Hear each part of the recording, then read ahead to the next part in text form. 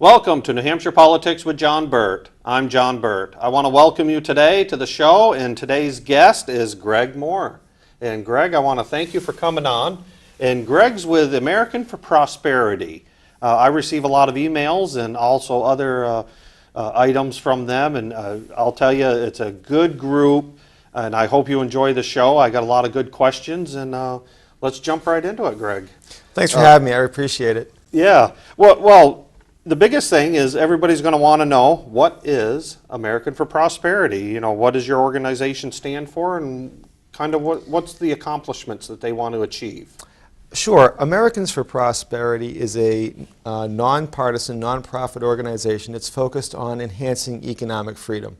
And economic freedom is a very simple but nebulous term for many people, and people say, what is economic freedom? Well, from our perspective, the Fraser Institute puts together an index of economic freedom, but some of the fundamental components of this involve having a government that is small in size compared to the overall economy. Yes.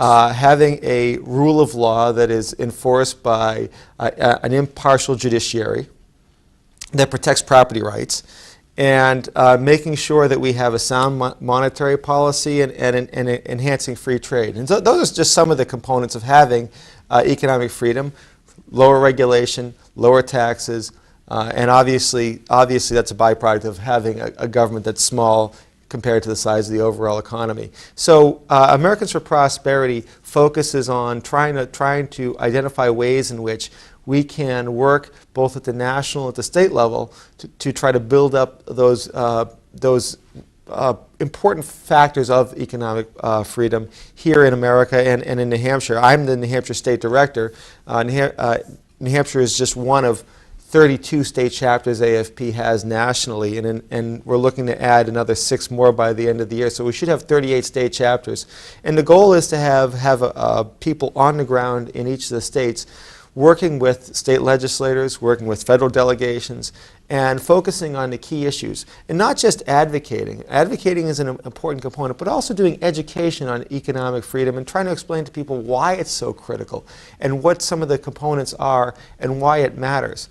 Now, let's put this in perspective. Back in 2000, you remember 2000, right? Yes. It's a fun time. Y2K, remember all that? Yeah. It was good times too. I made good money on that. Who didn't? Everyone was making money in 2000. Yeah. But this is before the dot-bomb era, just before. And in 2000, the United States, in the Fraser Institute's Economic Freedom Index, ranked 3rd globally. And we say 3rd, okay, we would be first. Everyone wants to be first, but we were behind only Singapore and Hong Kong. And those aren't really countries with large economies. They're more like city-states, if you will. Yes. But really, among the larger countries, America was #1 internationally, and we were leading the way in terms of trying to push the envelope for economic freedom globally, and people were trying to catch up to the United States. Well, what's happened since then? Well, since 2000, our rankings have fallen, and in 2009, the most recent ranking, looking back at data from 2009, showed that we had fallen down to 10th. We'd fallen from 3rd down to 10th, and fallen behind countries like Switzerland, England, Australia, Canada, wow, and a number of countries like that. But that's bad. But what's worse is the fact that it's expected by the time the next rankings come out that we'll fall all the way down to 17th. And we would have been 18th, but for the fact that a little country in the Mediterranean called Cyprus had its economy totally implode. We would have been 18th, but thank goodness Cyprus's economy imploded, so we're only going to be 17th. And we're falling behind countries such as Denmark and Finland, not necessarily countries that have historically been known for having the highest levels of economic freedom. And so what does that mean for us? Well, let's look at what the correlation between economic freedom and quality of life. And I think this is important for your viewers to understand. Yes, yeah. Looking at the most free countries, the most free countries have a per capita income that's 8 times higher than the least free countries. So obviously they make a lot more money. And in the most free countries, the poor, meaning the lowest 10%, yeah, earn 10 times more than in the least free countries. And in the satisfaction of life index, which is just a generic index of quality of life, the people in the most free countries are twice as happy as the people in the least free countries. And on the civil rights index, the most free countries have twice the amount of civil rights that the people in the least free countries. And you can go through a laundry list. Environmental performance, 30% better environmental performance in the most free countries. Life expectancy is 20 years longer in the most free countries compared to the least free countries. Oh. The freest countries have 1/3 the corruption that the least free countries do. Infant mortality is 1/10 of that of the least free. Child labor is more than 20 times lower than in the least free country. And unemployment is half that in the most free countries than it is in the least free countries.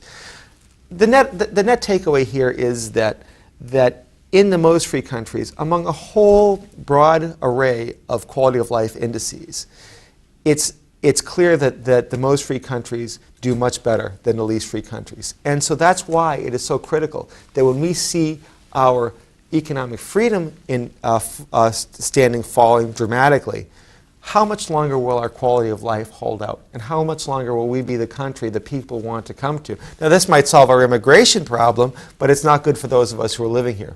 Yes, and it's not just the fact that some of the other countries are taking positive steps. It's some of the things that we're doing that are taking us in reverse. And I'll give you an example. And as I said, we are nonpartisan. We don't take political sides with one party or the other. Yeah. There are actually over 30,000 AFP members here in New Hampshire, and of that, over 5,000 are registered Democrats. So wow. we'll certainly talk to anyone, and we look the opportunity to discuss these issues with anyone at any given time. And so what we've seen is there was a long sustained period between 1980 and 2000, and that's not just obviously Ronald Reagan, but also including Bill Clinton, in which our economic freedom ranking continued to go up and was moving ahead of the curve. We were moving up the rankings, again, at 2000 coming in at 3rd place. So at one time we were worse than 3rd place? Oh yeah, no, we were worse. I mean, there was bring this back. There was a steady level of improvement from 1980 to 2000, where we were taking a lot of positive steps. And as I said, it was certainly Ronald Reagan in the 80s, but certainly President Clinton in the 90s, who had budget surpluses, who signed NAFTA into law to increase free trade, who went out of his way to sign a number of welfare reform initiatives as well as tax cuts. Obviously, part of that is the fact that there was a Republican Congress as well, and they had to work together because they both had some shared goals. But the net effect was to help economic freedom here in America, and it was a positive. When Bill Clinton left office in 2000, our national debt, it seemed big. It seemed really big. It was $5.6 trillion. Wow. $5.6 trillion. What happened since then? In 2009, when Barack Obama took office, we said our national debt's really a problem. It's just crossed over the $10 trillion threshold. Well, where are we now? Right now, we have in excess of $16 trillion in national debt. In fact, it's closer to $17 trillion. And we have a $900 billion projected deficit at the federal level here for this current federal fiscal year. We are on our way to having a national debt that by the year 2020 is approaching $23 trillion. So that's where we're headed. And that's going to have enormous consequences for all of us downstream. We've seen huge amounts of growth within government, with the government growth exceeding 23% of GDP. Yes. And it's now come down to the point where it's right around the 21, 22 range.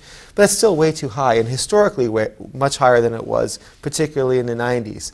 And we think that that's a right number is probably closer to 17 to 18% of GDP, a level of government. And when you combine all of these issues, not just with the national debt, but then the debt's an important question. I mean, there's an important issue. Yeah. But then when you combine things such as the unfunded liability in Medicare and Medicaid, we're going from about a national debt that's equal to our total gross domestic product, but we're now talking about when you add in these unfunded liabilities, 10 times our gross domestic product, and that's just a huge issue. Look at regulation, another critical issue. If the federal code of, it's called the Code of Federal Regulation. It's basically all the rules and regulations that the agencies pass. It has now grown to 82,000 pages. That means that if an individual spent every day reading 100 pages a day, which, trust me, if you've seen some of these pages, you'd struggle to read 100 pages a day to get through that. It would take over 2 years to read the entirety of the Code of Federal Regulations. And then could you understand it? Well, I mean, that's an important question as well, because obviously it branches across a whole series of agencies. So we're seeing a government that is growing too big, that is growing too cumbersome and too regulatory, and that is stifling our economic freedom. And Americans for Prosperity is working to try to reverse that course and take us back to the direction we were in through the 80s and the 90s, basically an enormous period of economic boom. As you know, between 1980 and 2000, our economy was thriving. We did have a little bit of a dip in the early part of the 80s, and there was a dip right around 1991, 92. But for the most part, it was almost 20 years of fairly consistent growth here in the United States. And we need to get back to those policies that led us down that road. That, again, the Democrats controlled most of the Congress under Ronald Reagan, and the Republicans controlled Congress under Clinton, and for the most part, and then parties. Maybe it's a case of just bringing these issues to the attention of the public and having us getting refocused on the importance of economic freedom, and that's where AFP comes in. And I certainly go around the state talking about the importance of these issues, trying to remind people that it's important to really drill down on economic freedom. And I think that we found a very receptive audience, in large part demonstrated by the significant number of people who've joined and signed up and get our emails regularly about updates, what's going on in Concord and Washington. Yeah. How would somebody get a hold of you to make sure they're on the email list? Well, I'm glad you asked that question, John. Our website is probably the best place to go to sign up. Yeah. If you go to www.americansforprosperity.org, okay, all one word, americansforprosperity.org, on that website you'll see a little choose your state chapter, and then you just go down to New Hampshire, and it'll get you, first of all, there'll be information right there that you can go to our web page, the New Hampshire web page, and see what's going on in the state. But I highly recommend what you do, which is to go and sign up and put your email in, and you'll get regular emails and updates about what's going on in New Hampshire and what's going on nationally. Yeah, and that's one thing that today. Well, matter of fact, when I was home this morning, I clicked it off, and it said here, it says, John, if you feel like you are working harder to take home less money for your family, you're not alone. And I mean, really, what you write in here is a lot to my values. Well, we certainly work to try to speak to the importance of having a growth focus within government, making sure that government's focus is on growth, and by growth I mean private sector growth. I'm not talking about growing government. Yes. We want to see private sector growth. We want to see the economy flourish, and we want to see people working for improving their lives and improving their quality of life. And I think the results speak for themselves, and they demonstrate that economic freedom and prosperity leads to better quality of life. Yeah. And another thing that I like too, being a state representative, is I'll receive emails from your base, saying, please, this is our values, please vote this way, and and American for Prosperity is right there, helping with those issues. Absolutely. One of the things we do is when you get an email, and if you see an issue that's important to you, we make it very easy for people to click on a link and go and send an email to their representatives to let them know what these important issues are and how an individual might feel about the issues that are facing them. Yeah, and I enjoy seeing those emails. Well, we're glad to send them. Yes. Well, the other is in the vein of economic freedom. It's a big issue that's facing our state right now. How does the American for Prosperity feel on the last budget that the House just passed? Well, we're very concerned about the budget that the House just passed. It's just gone over to the Senate. Yeah. There are some gimmicks that are included in that budget which sort of hide the actual growth. They actually found a way to push about $600 million off budget to make it seem not as big as it really is. So when you add that money back in, it's really a 16% increase in government. So this is a budget that grows. 16%. It's an $11.6 billion budget. Sorry, I was thinking federal for a second. Yeah. An $11.6 billion budget when you add those other factors back in. And that's 16% greater than the budget we're operating under right now, the one that you were actively involved in helping to pass. Yes. 2 years ago, and that 16% obviously is going to have an impact. We talk about having government small compared to the size of the overall economy. Well, I don't think the overall economy is going to be growing 16% anytime soon. No. So we've come and raised a number of our concerns with the budget. We've spoken about the numerous tax and fee increases that are included in this budget. There are 3 business taxes, which I think are going to hurt our employers at a time when we really need them to start growing and creating jobs. There's tax increases on tobacco. There's a huge gas tax increase. The House also passed an increase on home heating oil tax. And so 25%. you see all these tax and fee increases, and you say to yourself, well, how is our economy going to be able to take a step ahead if the government's taking more out of our pockets, and we're taking more specifically out of the pockets of our job creators, meaning small business people?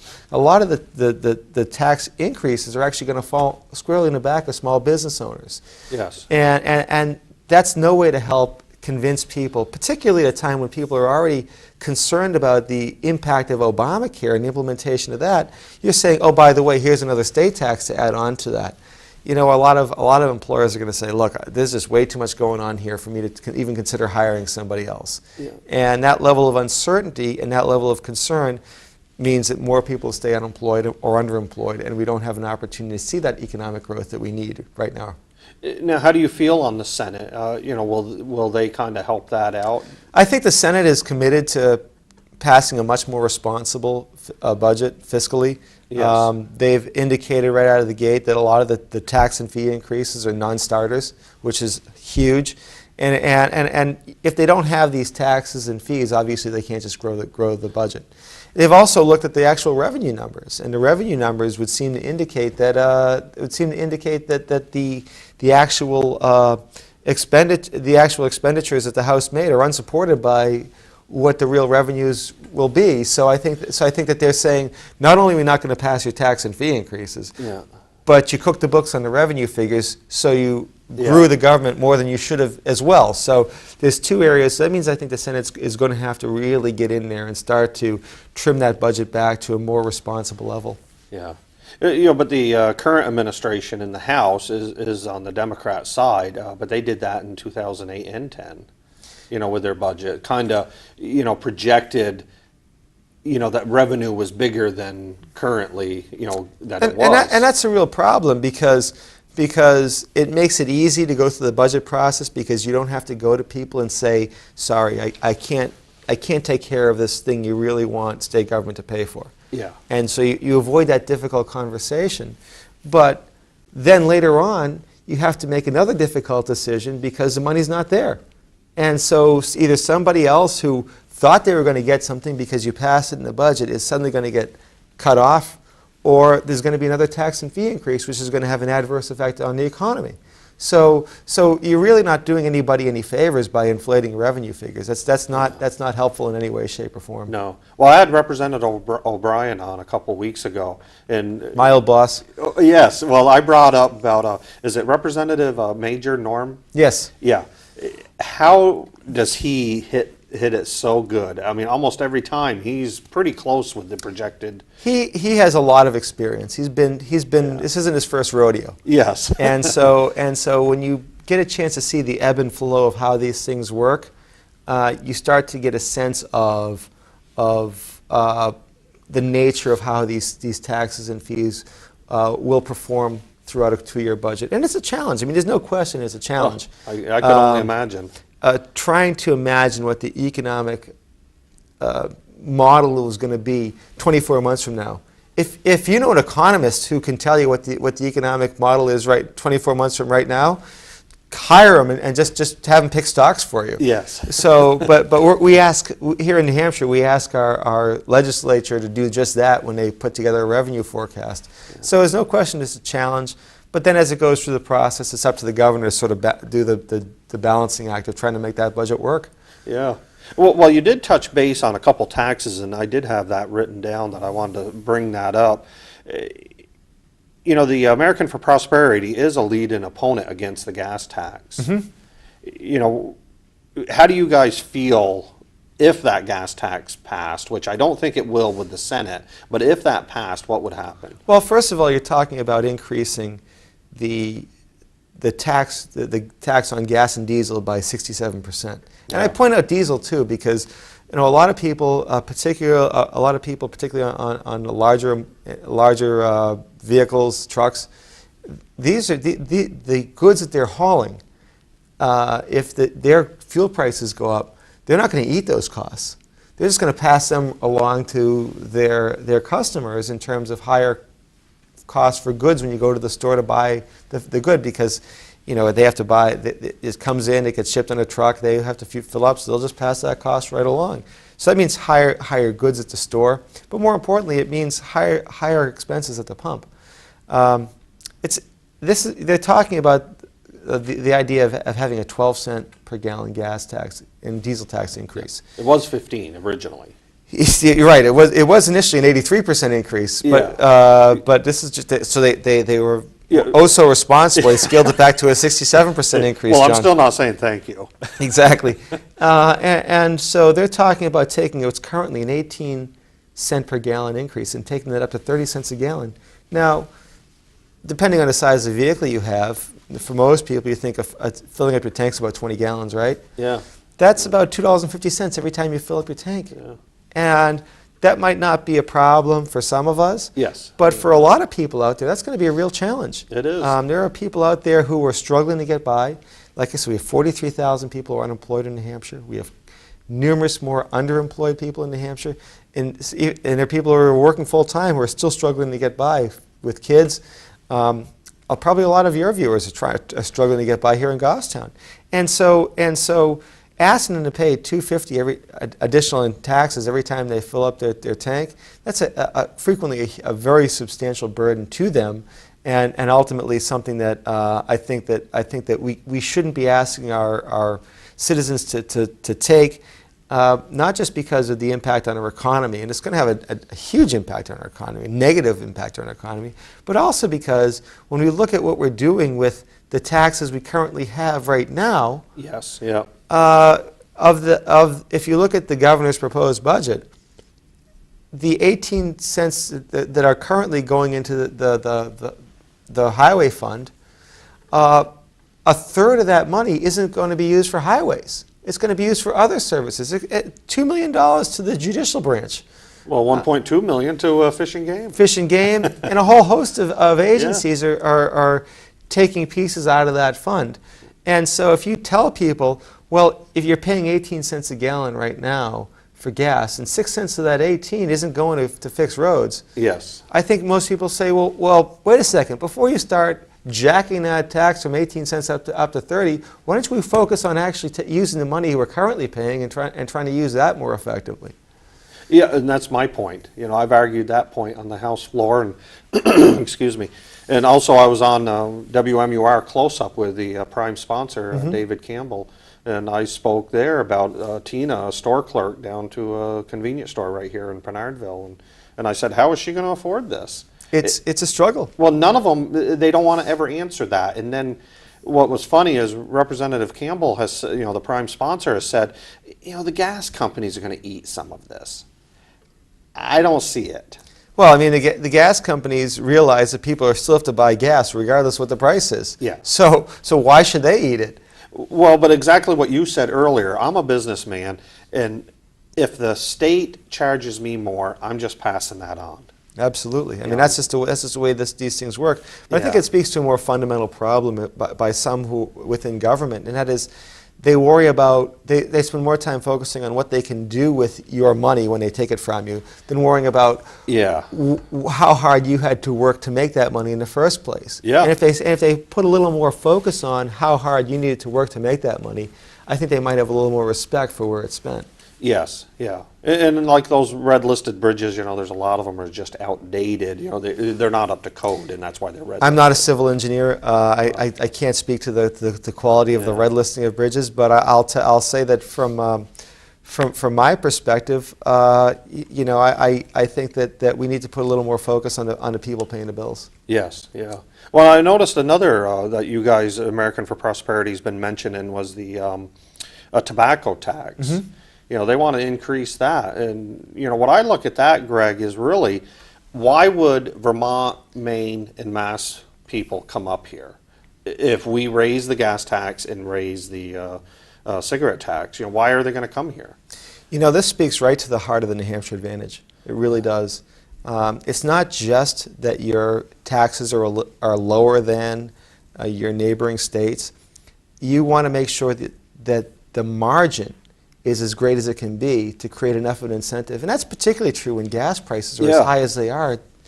And when we're paying $3.50 for gas, we're not just going to, and you're living in northern Massachusetts, you're not just going to hop in your car and drive 20 miles for 2 cents for a 2 cent savings on a pack of cigarettes. Absolutely. You're going to want to see a more substantial margin but to cause you to make that trip. And our business owners have said quite clearly that they need that margin to try to attract out-of-state people. And we should hope that New Hampshire is in a position where we want to have those people coming to New Hampshire and flooding our borders and saying, hey, let's buy our stuff here. Let's come to New Hampshire and make it the place we buy. That helps our economy. It helps us create jobs. But in regards to the tobacco tax, curiously, the legislature, after they passed a rate reduction, a 10-cent per pack rate reduction 2 years ago, New Hampshire fell there was a ranking by the Tax Foundation, which is a nonpartisan Washington think tank that just focuses on tax policy, found that New Hampshire has gone to the top of the list of states that sell more out of state for tobacco. Now they call it smuggling because they say that if a Massachusetts person comes to New Hampshire and buys cigarettes, they're smuggling, which is an unfortunate choice of words. But they say that 27% of the sales of tobacco products in the state of New Hampshire aren't by New Hampshire residents. Wow. And that number has gone up. And we're now number one in the country as far as people coming here to buy tobacco products. And regardless of what you might think about tobacco products, cigarettes, the reality is we want to have that situation take place for every good and service. Yes. And AFP thinks that New Hampshire should be a state that should be a beacon for other states. This is how you should do it. This is the way you should become economically strong, is becoming more competitive. And we're focusing on a lot of those areas. One of the key areas we're focusing on right now is the business tax, because that's one place where New Hampshire really isn't competitive. But when we have one thing going well for us, that's called the New Hampshire advantage. And we don't want to lose that. No. And it's not just that we're a little bit lower in taxes than our neighbors. We want to be a lot lower. We want everyone to think, everyone who's in any of the three states that immediately abut New Hampshire, we want them to say, I'm going over the border to buy my cigarettes. I'm going over the border to buy my appliances. I'm going over the border to buy my gas. And so raising the gas tax, raising the cigarette tax, raising a whole host of taxes is going to do nothing but diminish that advantage. And I was actually sitting in a committee today listening to the Liquor Commission and hearing about the Liquor Commission talking about how our revenue actually dropped below projections. The revenue didn't actually drop. That's a Washington game to say it dropped, and it didn't actually drop, but it came in below projections. Yeah. And part of the reason why is because in Massachusetts, they actually got rid of their sales tax on liquor because they were losing so much business to New Hampshire. Yep. And then they specifically came and gave away a whole lot more liquor store licenses. Now, in New Hampshire, the state runs the liquor stores. In Massachusetts, it's privatized. An issue I know that's near and dear to your heart. Yes. But they gave a whole series of additional licenses right along the northern border. Oh, really? Because they realized just how much money they were losing to New Hampshire, and we should try to have those competitions at all times. Try to say, okay, do that. Well, we'll do this. You do this, we'll do this, Yeah. and we just want to keep on becoming more and more competitive. It's only going to help us out and our economy out in the long run. Well, I from what I understand, when I voted for the 10-cent reduction 2 years ago, that every dollar spent on cigarettes is another $7.65 or approximate left in New Hampshire. That's huge. Well, you know, it's funny. I actually have a friend who owns a store in Salem, right on Route 28 by the border. Oh yeah. It's actually called Tobacco Empire. So you take a wild guess as to what they sell a lot of there. And I've gone down there on a Saturday morning, and I've just stood in the store just shooting a breeze with them, and it's remarkable. It really is remarkable. The line of cars that come in with Massachusetts plates just pull up, and they don't buy. By the way, they don't buy a pack of cigarettes. No. And frequently they don't buy a carton of cigarettes. They buy 9, 10 cartons of cigarettes. I saw someone buy 20 cartons of high-end cigarettes and drop $1,000 in cash right there. Wow. That and you're right though, but they didn't just stop there. I was talking to a guy who was buying probably 3 or 4 cartons, and he's saying, "Well, I'm going to go up to the mall now and buy something, and I'll get gas here too." And then said he was going to hit the liquor store on the way out.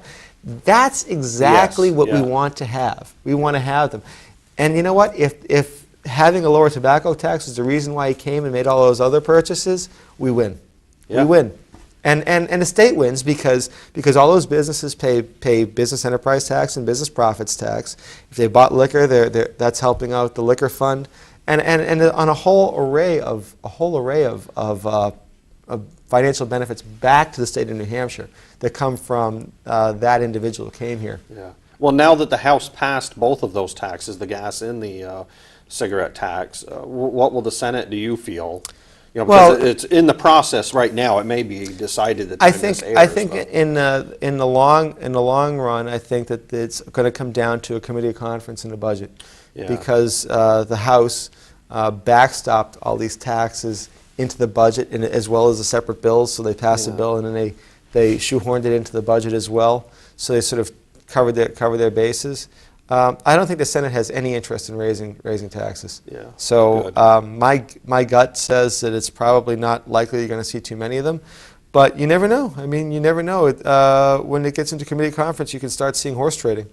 Yeah. Well, then the 25% increase in the fuel, the heating oil. Heating oil. Right. I mean, think about the number of people who are struggling to heat their homes. Yeah. Who are putting on another sweater or two just to get through the winter, and they dread the fact that their oil tank might be running low, and they have to make that phone call again and say, I need some more oil, because they know it's going to happen when they show up and get that bill. Yeah. As particularly at a time when the administration, the Obama administration down in Washington, is talking about really scaling back the LIHEAP funding, which is the heating assistance for low income. And so we're seeing a scenario in which the low-income heating is being reduced. People are already struggling, and now to come along and say, "Hey, I get this great idea. Let's raise the tax on heating oil by 25%."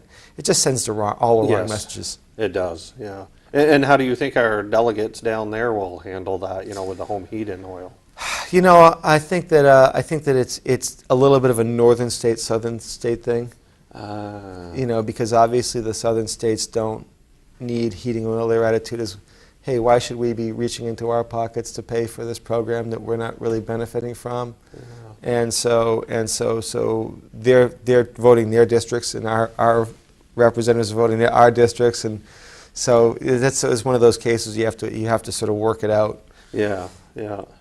Yeah. But it's hard to tell. I mean, it really is hard to tell. But at the end of the day, Washington's got a real problem. Washington has a huge spending problem. It does. And so they have to get that under control, and we need to try to find ways to work together, not to worry about what helps New Hampshire necessarily by itself. We have to think about what's going to help the country as a whole. Yeah. So if Washington doesn't get its spending problem under control, it's going to take us all down. Yes, yeah. Northern states and southern states. Yeah. Well, I did want to talk about the American for Prosperity with the about DC. But first, on those couple taxes, just in case any Goffstown residents are wondering, I know Representative Warden, Representative Pratt, Meany, Heichel, and myself voted no on those tax increases. Unfortunately, a real nice lady, but Representative Gage, she did vote for them. And I hope the voters remember this come next November, because there's people struggling here. It's a tough time. The economy isn't in great shape. I mean, No. our economy is not where it should be. Coming out of a recession, we're seeing a lot of headwinds still, and the whole issue with the Obamacare, the president's health care program, being implemented at the end of the year. This is nothing but one more impediment to getting our economy back up on its feet and moving again. Yeah. Well, and I was just curious on the American for Prosperity for the New Hampshire chapter, how many people are there, that help you? And then in D.C., I mean, you must have an army of American for Prosperity people down there fighting them. Well, I mean, I wish we don't. The Americans for Prosperity, I mean, we have some folks here in New Hampshire, but our goal is really to sort of get out, and as much as what we do in terms of advocacy, we do focus on education, and we want to make sure that we're out talking to groups, not just talking about why a bill is bad or why this bill is good or why this national policy is bad. We want to be in there talking about the importance of again, that first part we spoke about the importance of economic prosperity and freedom, and how it impacts it. But no, we're certainly working at the national level. I mean, Obamacare is, in my estimation, going to be the bellwether issue for 2014 election cycle, and the reason why is because anybody who's been paying attention has just seen a long-running series of flaws and problems with the implementation that is going to, first of all, cause uncertainty with our economy, cost an enormous amount of money, and frankly, it's going to be almost impossible to administer properly. Yes. And so every aspect, no matter where you are in the health insurance or healthcare marketplace, it's going to impact you negatively. If you are uninsured, you're suddenly going to get taxed. You're suddenly going to get hit with a tax for not being insured. If you have a small group policy, you're going to see your rates skyrocket. Your rates are going to skyrocket.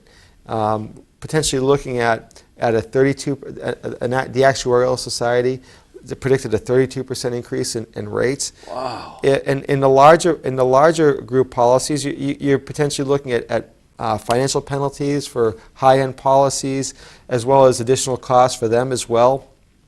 And because the mandates, the number of mandates have gone way up, so those have to be borne by those costs have to be borne by the insurance now. Then, for those folks on Medicaid, the program is going to be dramatically expanded, and that's a program that's already has huge structural problems. Yes, yeah. You can't find doctors. The quality of the outcomes are well below even the uninsured. I mean, if you look at the quality of outcomes, John, it's frankly scary. Yes. What Medicaid's outcomes are. It's better to be uninsured. You have higher quality outcomes if you're uninsured than if you're on Medicaid. And this Obamacare is looking to try to push somewhere between, depending on who you ask, between 23 and 80,000 new people onto Medicaid.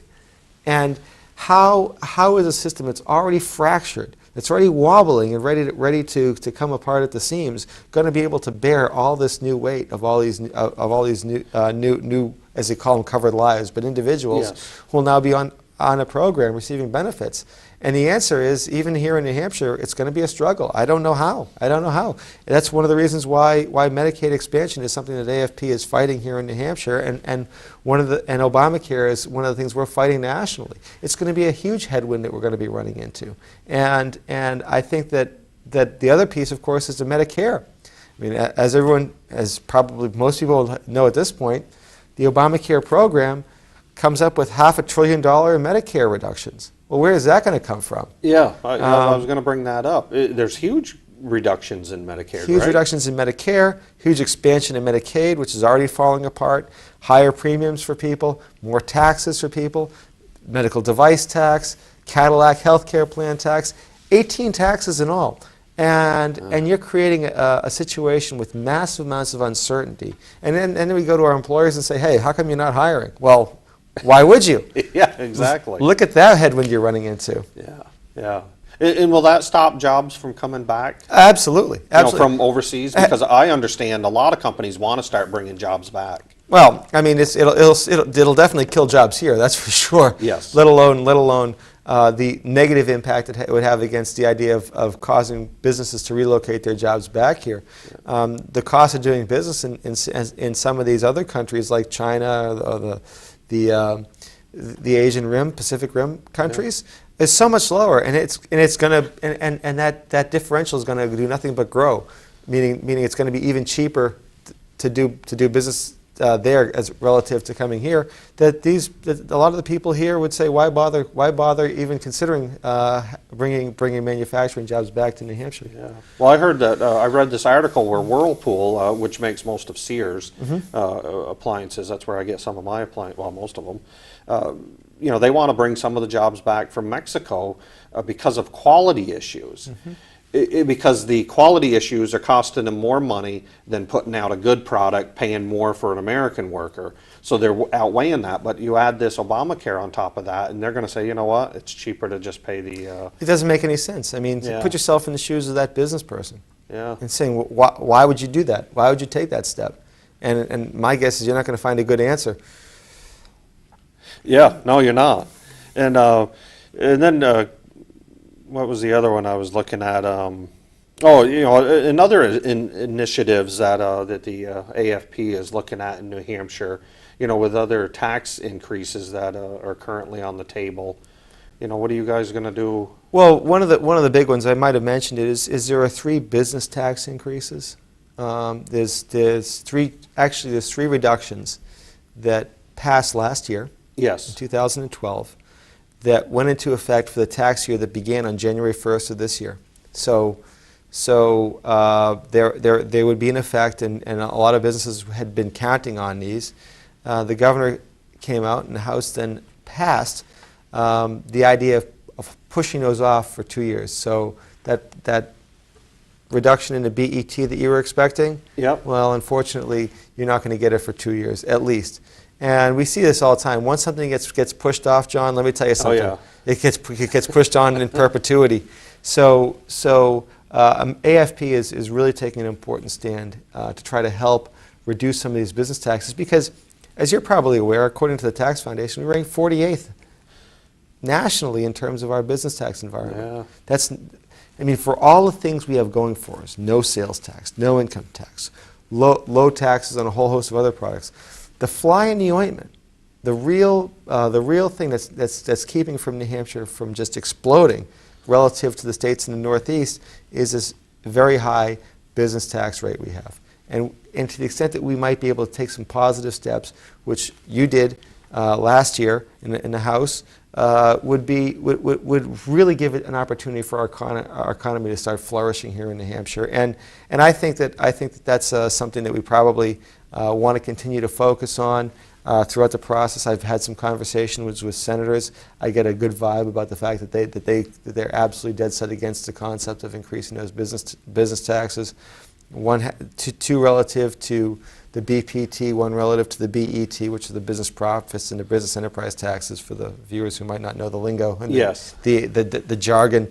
But those are things we feel have to be stopped right now because the negative impact on our economy. Yeah, and you were part of the 2010 budget that we passed, and they were saying that the sky's going to fall in, the opposition, and it didn't. It's funny you mention that because looking what's going on right now in Washington relative to the sequester. Yeah, I wanted to bring that up. Well, the sequester, we're asking the federal government to reduce spending by about 2.5%. And we're hearing from many different locations that this is going to be a disaster. Yeah. That as you heard in 2011, that there's no way that we can get by with 2.5% less federal government in our lives. Well, here in New Hampshire, that's going to fall on deaf ears for one reason and one reason alone. We just passed a budget 2 years ago that reduced state spending by 11%. And we did very well. And you know what? The vast majority of New Hampshire residents would say, I got by just fine with having 11% less state government in my life. Yeah. And if I can get by with 11% less state government, chances are I probably can get by with 2.5% less federal government in my life. Yeah. And so we think that the sequester, but the sequester is not the best way to go about cutting it. You don't want to do that. One thing we did in New Hampshire, yes, we cut government spending by 11% in the budget, but we didn't just come along and say, we're just going to chop everything off of this. And so no one wants the sequester the way it is, but it's an important step to get to where we are by forcing people to prioritize and to start to make the hard steps. Look, it's going to be a tough process. There's no question that getting our federal government back in line to where it was, for where it was in the late 90s when we were, I know it sounds crazy now, we're actually running surpluses, paying down debt. Yeah. I know it sounds strange now in the era of trillion-dollar annual deficits, but we were actually paying down debt. And it was done because starting in 1995, there were a number of tough decisions made on federal spending. And we took them one after another. Now the sequester, again, not the ideal way to do it. The legislature in New Hampshire spent a lot of time thinking about the reductions and trying to find ways to make sure that the reductions were implemented to try to reduce the impact as much as possible. The sequester didn't do that, so everyone gets a haircut. Yeah. That's not the right way that's really not the right way to cut government. No. And I think but I think it forced us to start dealing with this concept of getting spending under control. And I think that we're doing just fine with the sequestration in place. It would be better if the Congress and the President could sit down and work together and actually find real meaningful reductions in spending particularly across the discretionary spending. Yes. You know, we're going to have to at some point address entitlement reform. There's just no way of getting around it. I mean, it's the white elephant in the room, isn't it? It is. I mean, that's just you can't get around when the mandatory spending is growing to more than half the size of the federal budget, and it's well over half the size of the federal budget. Particularly at a time, as everyone knows, as baby boomers are retiring, we're in a position in which we have to do something, and we have to do it in a way that's respectful of certainly of our seniors. But in a way that makes sure that our economy isn't going to get dragged down into what we've seen in some of the other countries, like a Cyprus. Yes. Because we weren't able to get that under control.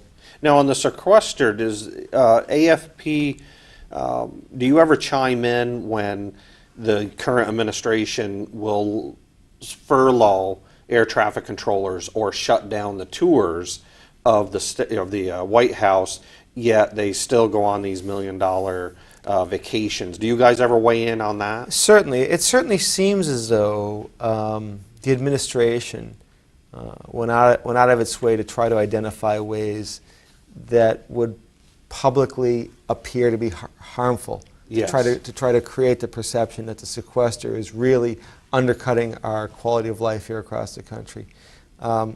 We feel as though that the administration could have taken a number of steps to try to minimize the impact of sequestration. Yeah. And I think that that's a case of the traditional politics that people despise in Washington. You're going to start playing games with people's lives. You're going to force people to have delays in their flights just because you're mad about the fact you didn't get your tax increase that you wanted. And so we're saying, look, let's just start being responsible adults here.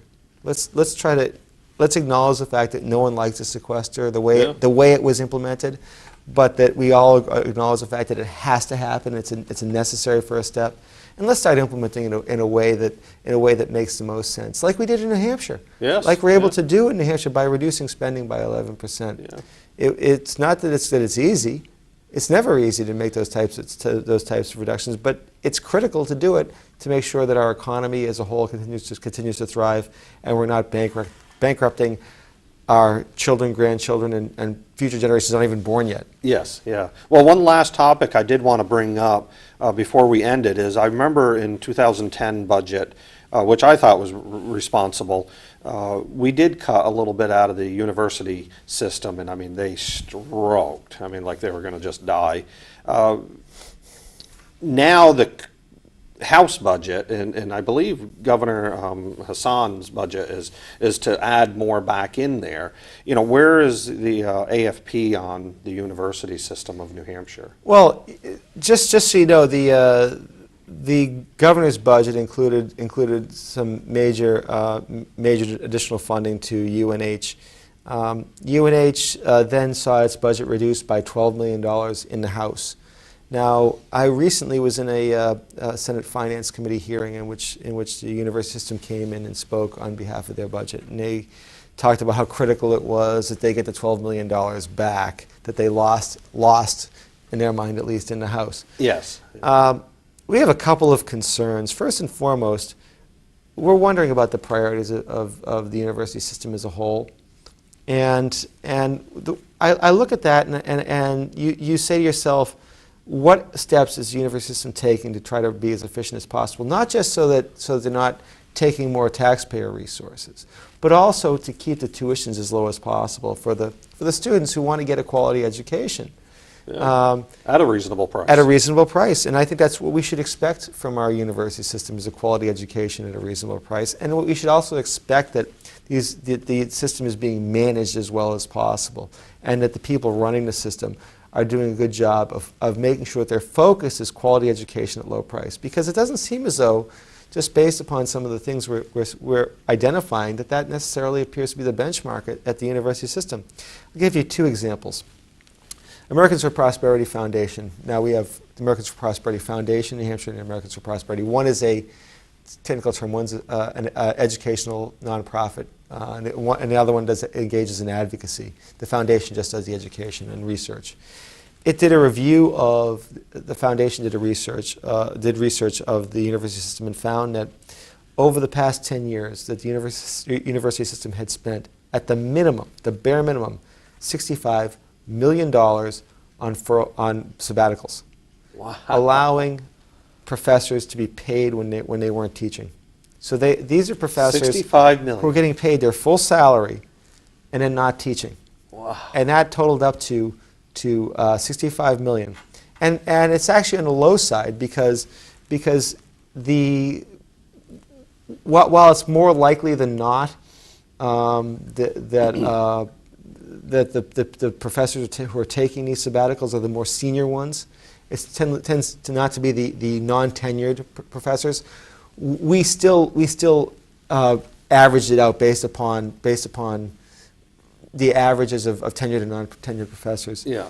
But that number's got to be going up because the average compensation package, salary and benefit for a tenured professor, has gone from $104,000 in 2004 fiscal year to $140,000 in this current fiscal year. So that number is going up, presumably, as the salary and benefit costs for these professors continues to go up. So what we're finding is that